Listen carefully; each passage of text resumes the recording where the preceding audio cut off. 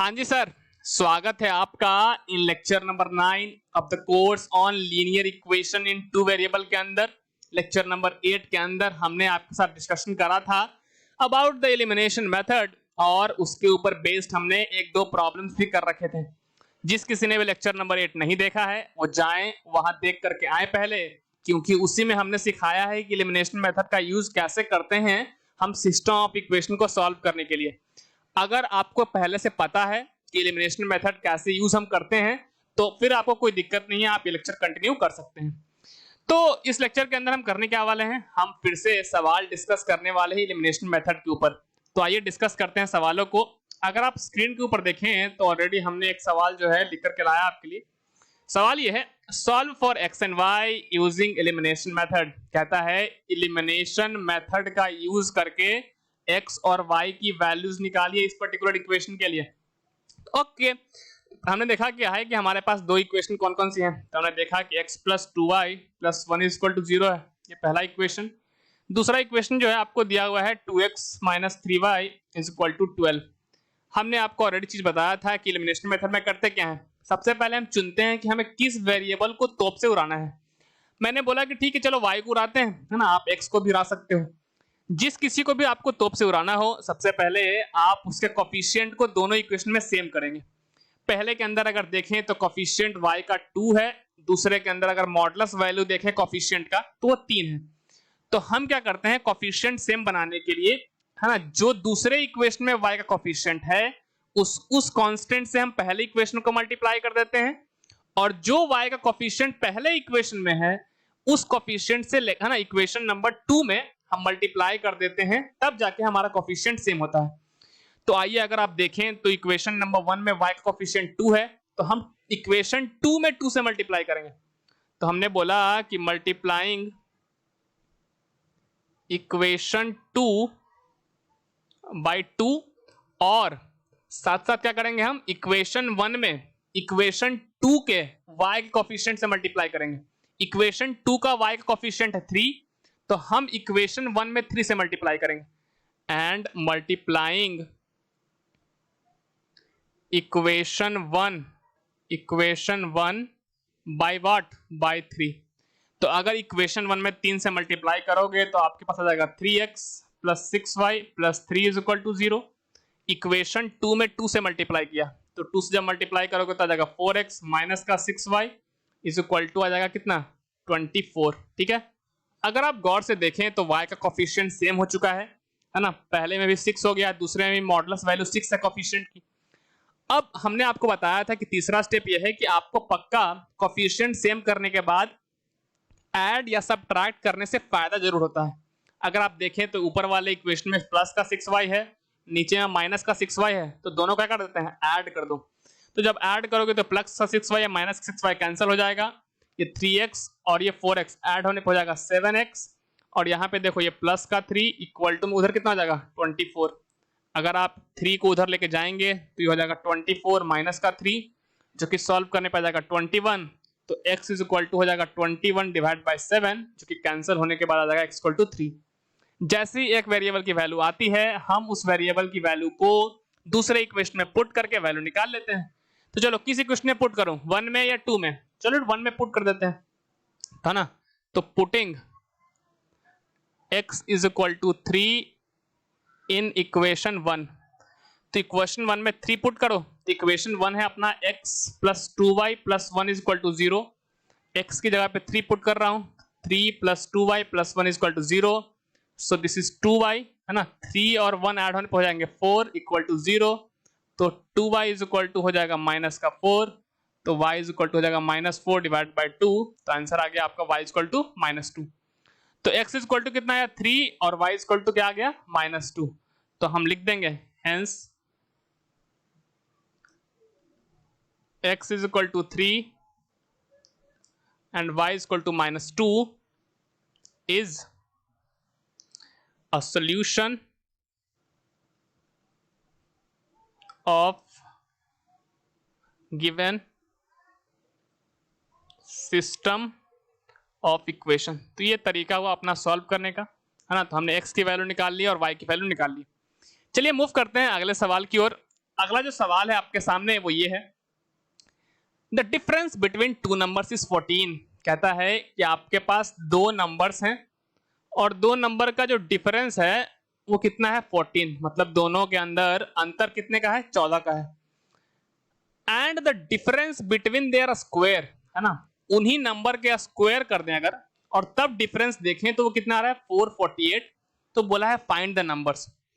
तो ऐसा सवाल हमने कुछ लेक्चर नंबर आई थिंक 8 के अंदर भी किया है, जिसके अंदर हमने आपको बताया था कि जब कहीं भी दो नंबर्स की फाइंड करने की बातें हो ना, तो आप इक्वेशन बाद में देखना कि क्या बनेगा क्या नहीं बनेगा। पहली चीज तो आपको ये मान लेना है कि दो नंबर क्या है, एक्स और वाई मान लो। तो हमने मान लिया कि लेट द टू नंबर्स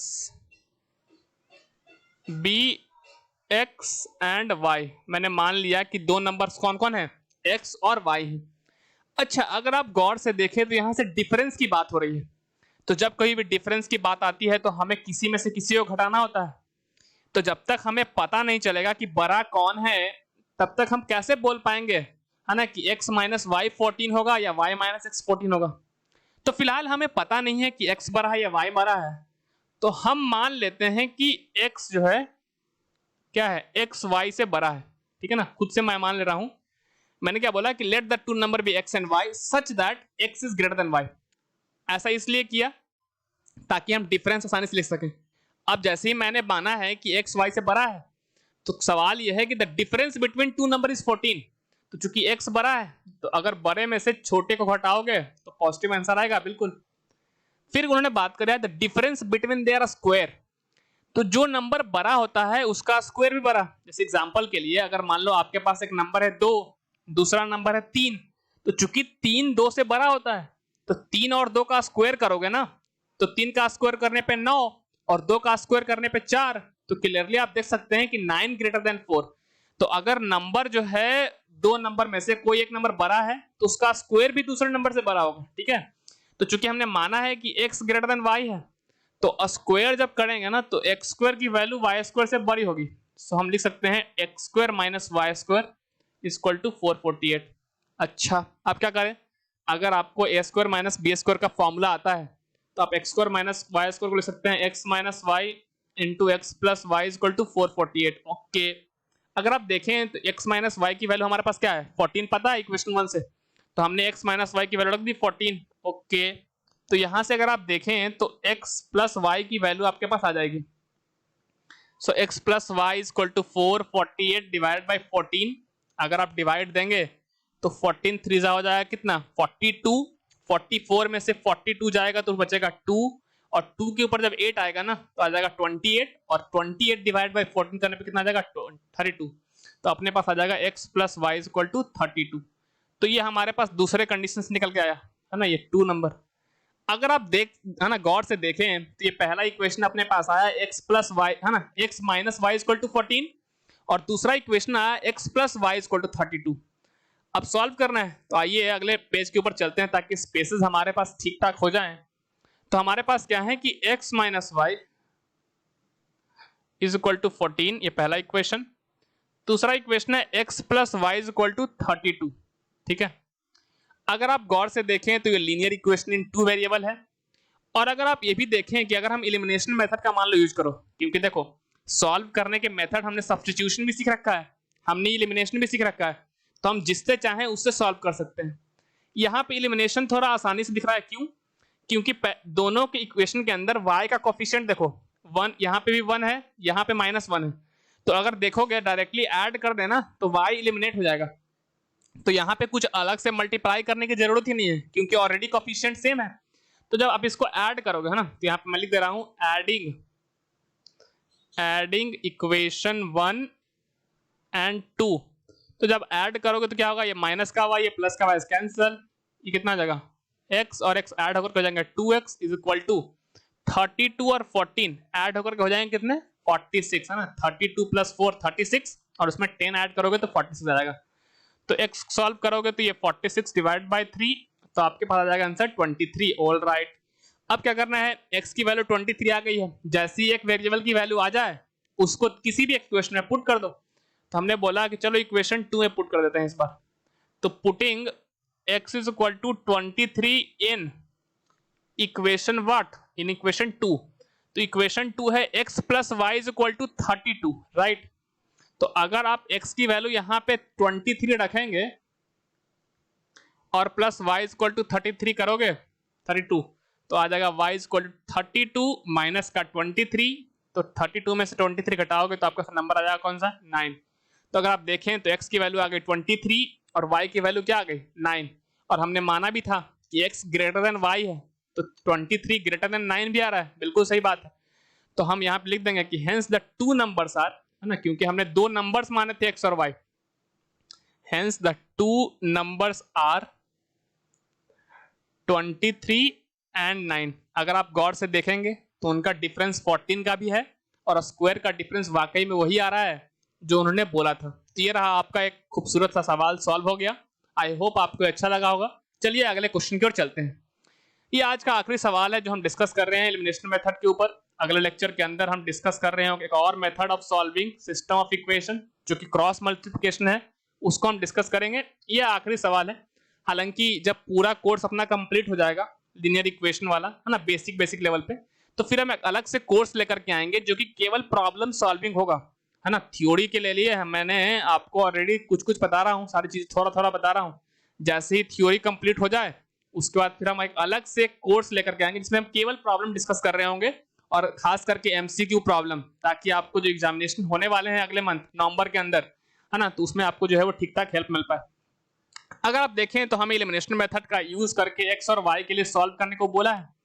तो सॉल्व करने के लिए करते क्या है, किसी भी एक वेरिएबल को हमें उड़ाना होता है। तो हमने बोला चलो हम इस बार वाई को उड़ाएंगे फिर से। तो हमने क्या बोला, वाई को उड़ाने के लिए पहले कोफिशिएंट तो सेम कर लो। तो कोफिशिएंट सेम करने का निंजा टेक्निक क्या है, निंजा टेक्निक ये है कि इक्वेशन 1 में y का कोफिशिएंट 2 वाला में इक्वेशन में मल्टीप्लाई करो और इक्वेशन 2 में जो y का कोफिशिएंट है उससे इक्वेशन 1 में मल्टीप्लाई करो। तो मैं क्या कर रहा हूं, चूंकि इक्वेशन 2 के अंदर y कोफिशिएंट 2 है और यहाँ पे y कोफिशिएंट कितना है, 3, तो मैं 3 से मल्टीप्लाई करूंगा इक्वेशन 2 में, 2 से मल्टीप्लाई करूंगा इक्वेशन 1 में। तो मैं यहाँ पे लिख रहा हूं मल्टीप्लाइंग इक्वेशन 1/2 एंड 2/3। तो जब 1 में 2 से मल्टीप्लाई करोगे तो कितना आ जाएगा, ये 4x plus 6y plus 10 is equal to 0 आ जाएगा, है ना। और अगर उस तरह से 2 में अगर 3 से मल्टीप्लाई किया तो 3 जा कितना आ जाएगा, 9x माइनस का 6y और माइनस का 36 इज इक्वल टू 0। अब देखो कोफिशिएंट हो गया है सेम, तो दिख रहा है ना कि एक प्लस का 6y एक माइनस का 6y। तो ऐड करने से फायदा होगा या सब्ट्रैक्ट करने पे, ऐड करने से। तो हमने दोनों को ऐड कर दिया, है ना। यहां पे लिख दे रहा हूं मैं कि एडिंग दिस इक्वेशन। तो मैं इन दोनों इक्वेशंस को क्या कर रहा हूं, ऐड कर रहा हूं। तो अगर ऐड करोगे तो 9x प्लस का 4x कितना हो जाएगा, 13x, ये माइनस का 36, ये प्लस का 10, ऐड करने पे आ जाएगा माइनस का 26 इज इक्वल टू 0, माइनस का 26 हो जाएगा तो प्लस का 26, x इज इक्वल टू हो जाएगा 26 अपॉन 13, जो कि सॉल्व करने पे आ जाएगा कितना, 2। जैसे ही x की वैल्यू आ गई आप किसी भी इक्वेशन में पुट कर दें। तो मैं क्या करता हूं, अगर आप देखें तो यहाँ पे स्लाइड खत्म हो गया हमारे पास, तो इसी पेज के ऊपर मैं सॉल्व कर देता हूं। तो x इज इक्वल टू जो है वो 2 अपने पास यहाँ पे है, ठीक है ना, x इक्वल टू 2। तो मैं क्या करता हूँ, x is equal to 2 put कर दो किसके अंदर, किसी भी इक्वेशन के अंदर, इक्वेशन 1 में पुट कर दो। Putting x is equal to 2 in equation 1 we get, तो इक्वेशन 1 कितना है, देखो ये 2x, तो 2 into 2 plus 3y plus 5 is equal to 0। Solve करोगे तो ये 2 जाएगा 4 plus 3y plus 5 is equal to 0। तो यहाँ पे सॉल्व करोगे तो 3y plus 9 is equal to 0, है ना। तो y is equal to minus 9/3, solve करने पे आ जाएगा माइनस का 3। तो अगर आप देखें तो हमने निकाल लिया है क्या कि hence x is equal to 2 and y is equal to minus 3 is a solution of given system of equation। तो ये अपना जो है वो सोल्यूशन हो गया। तो आज हमने आपके साथ डिस्कशन करा 3 सवालों का जो कि बेस्ड था बिल्कुल, है ना, एलिमिनेशन मेथड के ऊपर। आई होप आपको ये तीनों सवाल जो है वो पसंद आए होंगे, अच्छे लगे होंगे, क्योंकि हमने ढंग से इसको सॉल्व करना सीख लिया है। अगले लेक्चर के अंदर हम बात करेंगे क्रॉस मल्टीप्लिकेशन मेथड के ऊपर। तब तक के लिए पढ़ते रहिए, बाय।